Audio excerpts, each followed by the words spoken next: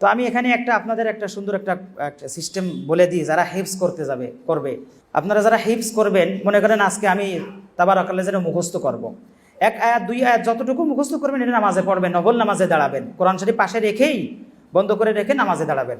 যেখানেই বেঁধে যাবে, মনে করেন যদি 1 আয়াত পরিমাণ হয়ে যায়, বড় 1 আয়াত, তাহলে রুকুতে চলে যাবে না। যদি মনে করেন না 1-2 শব্দ পড়ে আমি আর পারতেছি না, বা ছোট একটা সূরা শুরু করছি শেষ করতে পারিনি, ছোট সূরা মনে করেন আলাম তারা শুরু করলেন, মাঝখানে বেঁধে গেছে, ওয়া আরসালা আলাইহিম আর মনে আসতেছে না, তখন কি করবো? বিসমিল্লাহির রহমানির রহিম বলে কুল হুয়াল্লাহু পড়বো, অথবা যে কোনো একটা সূরা পড়বো।